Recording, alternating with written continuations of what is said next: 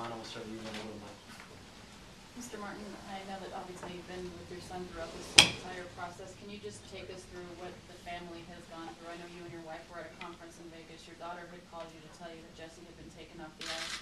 Can you even try to express the roller coaster of emotion that your family has been through? I think Jesse expressed it really well. I mean, it started off as extremely overwhelming. A range of emotions are just unbelievable.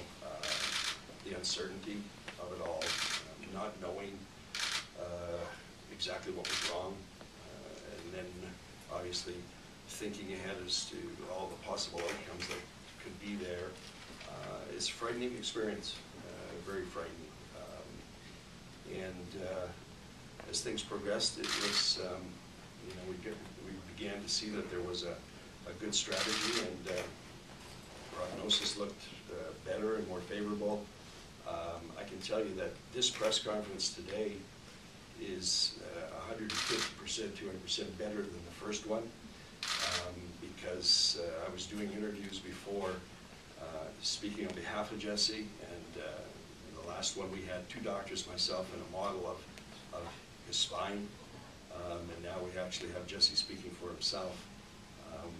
You know, we could be more grateful for that. It's awesome. Okay, take another question from Mr. Martin. Mr. Martin, of course, we've heard what great fortune was involved in this outcome, but when you see him walk the way he did into this room, you have to feel a great sense of pride. Absolutely pride, but I think pride is underscored by gratefulness. I was talking with a woman today from Ontario. I mean, there's been so many people from all across North America contacting us, and I said it's a miracle to me that he survived, first of all, because he's in that 1% club to survive, but then to see the trajectory of his recovery is unbelievable, and it's ahead of most everybody's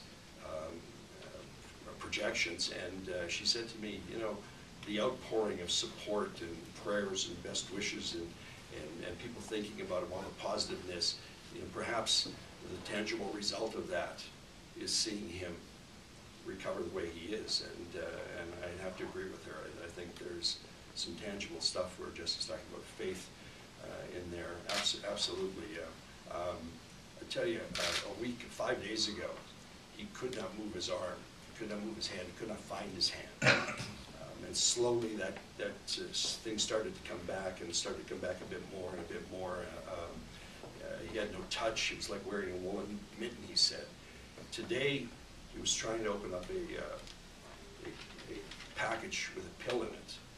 And he opened it up and did really well with that, but it squirted out. And he just instinctively went like this with his hand and caught it. And the physiotherapists, the 2 that were there, and myself, we were just like, I mean, our jaws dropped to see that he couldn't find his hand 5 days ago. Didn't know where it was, to actually capturing this. It was like the Karate Kid, you know, that movie that's, you could snatch this pebble, then you're there, you're ready. So that was mind-boggling to see. Terry, we're seeing obviously your son is a very strong person today, being able to come in here and talk to us. I can imagine that there have been a lot of tears behind closed doors and a lot of hardship. What is it like for you as a father to watch your son in a vulnerable position? It doesn't surprise me to see Jesse do what he's doing and demonstrate the character that he has. He gets it all from his mother. He'd be the first to tell you that. But just to see him want to come here and want to talk to you folks and really be here to, as a testament to all the people that supported him in Minnesota, in Denver, back home in Edmonton, and really the people we don't know right across North America.